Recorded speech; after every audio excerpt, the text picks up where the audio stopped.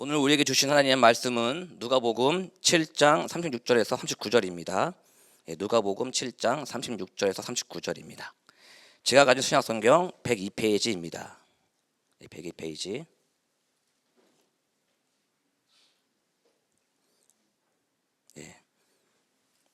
쓰신 줄 알고 같이 읽겠습니다.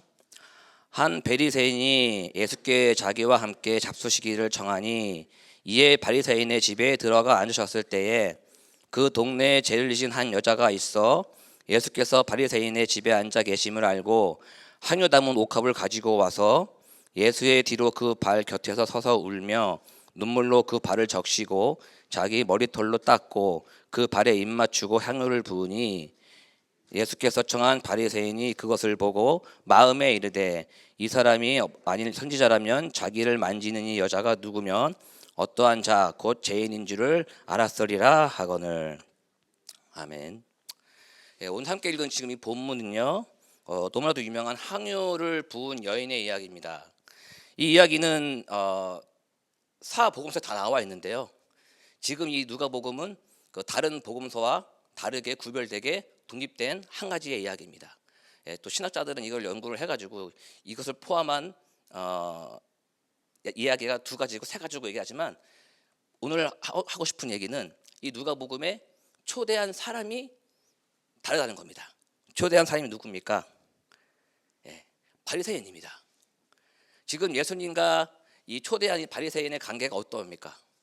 좋습니까? 나쁩니까? 그 저번 시간에도 레이가 초대를 했을 때 사람들이 뭐라고 했습니까? 저 사람은 먹고 마시고 즐기고 죄인과 함께하는 사람이다라고 그들이 얘기했죠. 근데 누가복음 7장 바로 전에 보시면요, 예수님이 직접 본인을 다른 사람들이 뭐라고 하는지를 얘기하고 있습니다. 7장 34절입니다.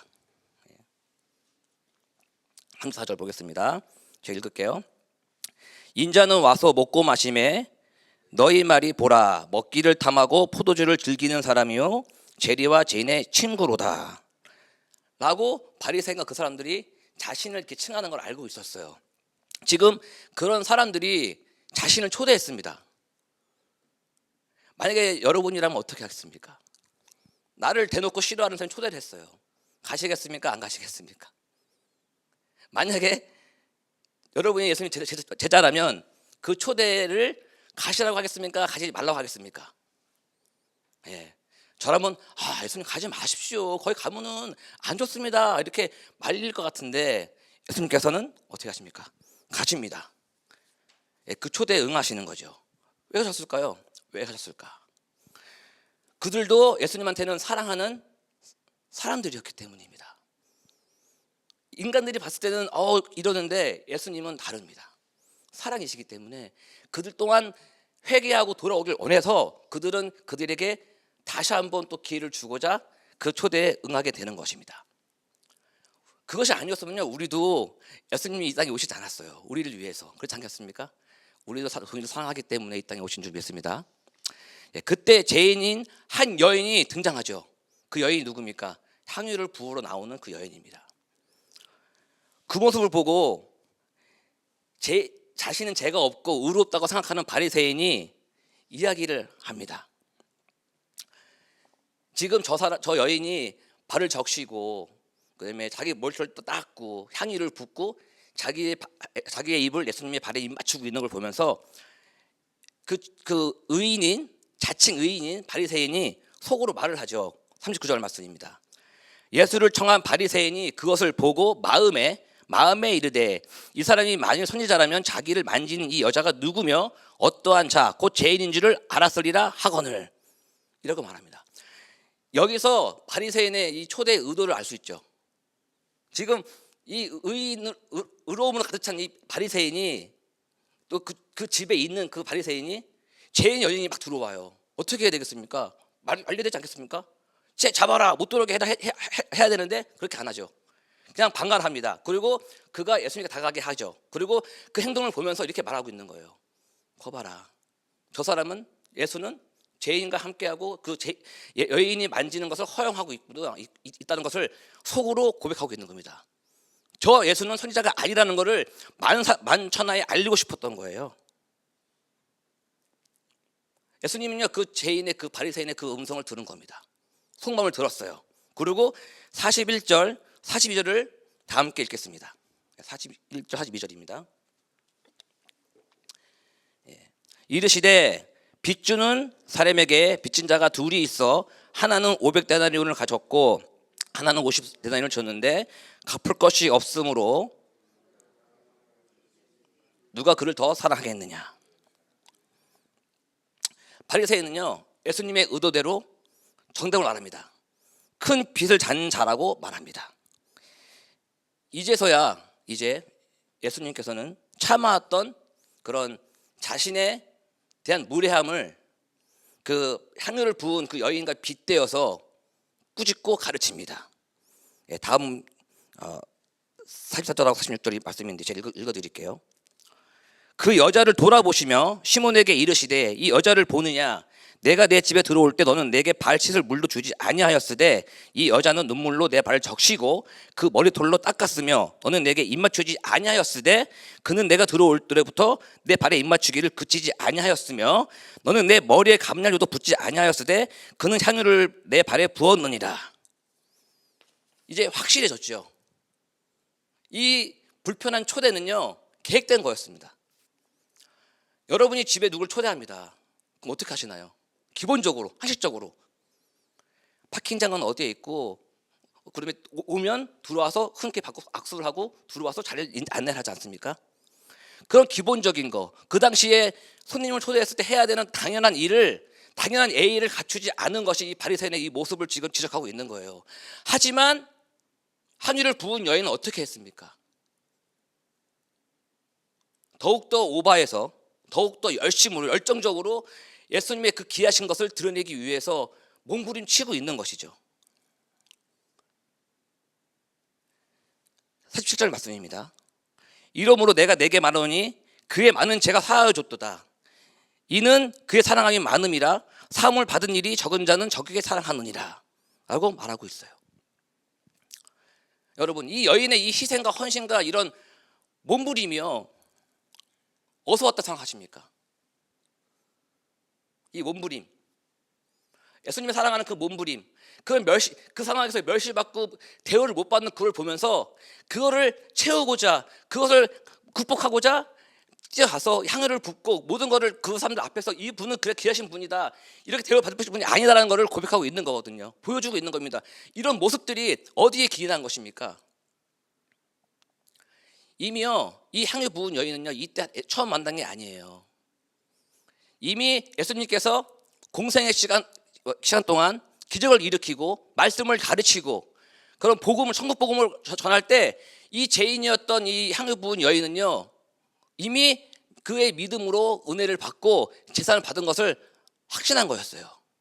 그 은혜가 너무 컸기에, 그것을 알았기에 그 모습을 보면서 예수님께 내가 가서 내 마음을 전하고 나의 사랑과 나의 은혜를 보여줘야 되겠다. 저런 분이 저렇게 당하시지 말아야 되는데 하는 그런 마음으로 가지고 나아간 겁니다. 자신에게 은혜를 부어주신 예수님의 그 사랑에 보답하고자 모든 것을 한 것입니다. 예수님은 그 상황에서 그 여인의 죄를 사하여 준 것이 그의 헌신과 비싼 향유를 부은 것으로 인해서 그 죄를 사하여 준 것이 아니에요. 지금 그의 사랑하며 많음이라 사함을 받음이 적게 받은 사람은 적게 사랑을 받은 것입니다. 말한 것처럼 그의 죄를 사하여 주신 것, 그것은 그의 여인의 공로가 아니라는 거예요. 50절 함께 읽겠습니다. 50절이요. 예수께서 여자에게 이르시되 내 믿음이 너를 구원하였으니 평안히 가라 하시니라. 아멘.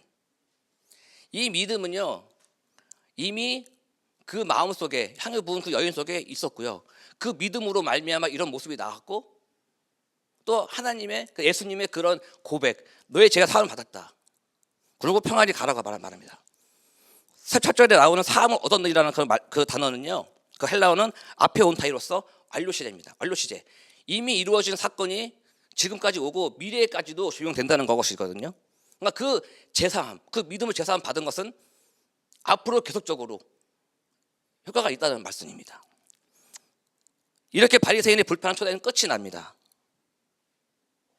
바리새인이 예수님을 초대해서 무리하게 행동을 하고 그 상황에서 향유 부은 여인이 나타나서 예수님의 그런 모습을 보면서 더욱더 극진히 그 예수님을 섬기는 사랑하는 마음을 보여주고 있습니다.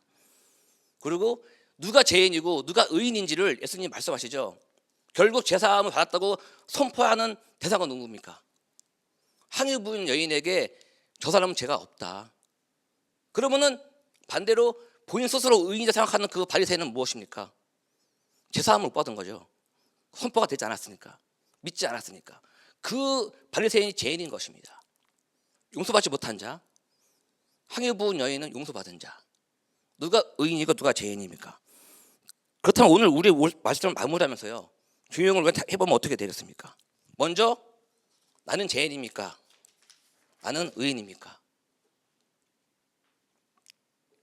여러분은 죄인입니까? 의인입니까? 질문한다면 뭐라고 대답하셨습니까? 우리는요, 용서받은 죄인입니다. 의인이 될 수가 없어요. 여전히 우리는 안에 죄성이 있기 때문입니다. 여전히 죄인이지만 예수님의 보혈로 덮어주심으로 의롭다 여김을 해주는 거죠. 이신칭이라고 하지 않습니까? 이신칭이 믿음으로 말미암아 의롭다 여김을 받는다. 항상 하나님 앞에서 우리는요, 죄인의 마음으로, 겸손한 마음으로 나아가야 되는 거예요. 내가 예수님을 나의 구주로 나의 죄를 사하기 위하여 십자가를 달려 죽으시는 믿는 믿음으로 우리는 구원을 얻게 되는 것입니다. 내가 무엇인가를 해서 얻는 것이 아니고요, 믿음으로, 단지 그 말씀은 믿음으로 주는 선물입니다. 선물, 호져 주시는 거예요. 우리 너무나도 큰 사랑을 받은 자들입니다. 그만큼 예수님을 사랑하고 섬기고 따라야 되는 것입니다. 내가 사랑받고 구원받기 위해서 몸부림치는 것이 아니에요. 가끔 그런 거 보지 않습니까? 우리 자식들이 나의 사랑을 받기 위해서 뭔가 막 몸부림칠 때 한편으로는 안타까운 마음이 들지 않습니까? 그냥 내 딸로서, 내 아들로서 그냥 내가 사랑을 주고 싶은데 그 아이는요, 그 사랑을 더 얻고자 뭔가 막 더 잘하려고 하고자 하는 그 모습을 볼 때 기특하면서 한편으로는 좀 안타까운 마음이 있어서 괜찮아 라는 말을 하지 않습니까? 공부를 되게 열심히 해서 상을 받으려고 하고 1등 하려고 합니다. 왜요? 내 상을 받고자 하기 때문에. 하지만 우리가 꼭 그걸 잘해야 우리가 상을 하나요? 아니지 않습니까? 자녀인 것으로만으로도 우리는 그걸 사랑하고 있는데요, 그걸 모르기 때문에 몸부림치는 거예요. 어떻게 하면 더 막 행위로서 그걸 얻고자 하는 거죠. 우리는요, 하나님의 상을 먼저 받아야 되는 것이고, 하나님 먼저 우리가 상을 주신 것이기 때문에 그걸 받고 우리는 그대로 행하면 되는 겁니다. 요한일서 4장 19절 20절 말씀 보겠습니다. 제가 읽겠습니다. 요한일서 4장 19절 20절 말씀 읽어드리겠습니다. 우리가 사랑함은 그가 먼저 우리를 사랑하셨습니다. 누구든지 하나님을 사랑하노라 하고 그 형제를 미워하면 이는 거짓말하는 자니 보는 바 그 형제를 사랑하지 아니하는 자는 보지 못하는 바 하나님을 사랑할 수 없느니라. 아멘. 하나님이 우리를 먼저 사랑하신 것이고요, 그 사랑, 구원받은 그 은혜, 그걸로 우리가 살아가는 거예요. 내가 하나님을 사랑해서 하나님의 마음을 움직여서 하나님 우리를 사랑해 주시는 것이 아니고, 하나님께서 우리를 먼저 사랑하셨기 때문에, 그 사랑이 우리 안에 임했기 때문에 그 사랑으로 우리가 해나갈 수 있는 것입니다. 왜냐면요, 지금 이 향유를 부은 여인을 보면요, 단순히 보면요, 저 여인이 귀한 향유를 갖고 와서 부었고 머리를 닦았고 지극히 뽀뽀를 해서 하나님이 제사함을 준 것처럼 보일 수 있잖아요. 그렇죠? 그렇지 않다는 거예요. 이미 그는 믿음으로 구원을 받은 거예요. 말씀하지 않습니까? 내 믿음이 너를 구원케 했다고 하지 않습니까? 만약에 이 향유 부은 여인의 행위가 구원받았다면 너가 지금 하는 이 행위가 구원 얻었다고 말씀하셨겠죠. 그렇지 않습니다. 여기에 나와 있지 않지만 내 믿음이 너를 구원케 하셨다는 거예요. 그 믿음을 우리 마음속에 이미 하나님이 주셨습니다. 근데 많은 분들이 헷갈려하는 게 있어요. 나는 구원 받았을까요? 하나님을 나는 만나지 못했는데 라는 의심을 갖습니다. 근데 우리가 하고 있는 걸 보면요, 알 수 있어요. 여러분이 예배를 드리고 봉사를 하고 헌신을 하고 또 가정에서 가족들을 돌보고 케어하는 이 모든 것들이 어디서부터 시작되는가를 점검해 봐야 되는 거죠. 내 의지와 내 의무로 하는 것인가, 아니면 내가 하나님께서 나에게 주신 그 사랑이 너무 크고 또 받은 은혜가 너무 크기 때문에 그걸 내가 베풀고자 나누고자 하는 마음으로 하는 것이냐나 굉장히 큰 것이죠. 그것이 아니 되면요, 지금 자신이 의인인 줄 알았던 바리새인처럼 되는 거예요. 우리가 먼저 하나님 앞에서 겸손하고 죄인인 마음으로 나아가서 예수 그리스도의 그 십자가의 보혈의 공로를 감사하고 그 힘으로 나아갈 때 온전한 하나님의 자녀로서 또 일꾼으로서 삶을 감당할 줄 믿습니다. 언제나 무엇을 하든지 영원한 천국을 선물로 받은 자처럼 살아가고 사랑하며 섬기는 저와 뉴십자가 교회 되기를 예수님의 이름으로 축복하고 기도합니다. 기도하시겠습니다. 하나님 아버지 감사합니다. 우리에게 믿음을 주심으로 예수님의 모든 사역들이 나에게 주어진 사랑임을 깨닫게 되었습니다. 그 사랑을 드러내며 겸손함으로 예수님을 섬기고 따르게 하여 주시옵소서. 우리의 행위가 나의 의가 되지 않도록 매 순간 은혜를 덮어주시고 하나님의 은혜가 매일 넘쳐나 저희의 삶에 하나님의 영광이 드러나는 삶으로 인도하여 주시옵소서. 우리의 삶 전부를 맡깁니다. 사랑합니다. 예수님의 이름으로 기도합니다. 아멘.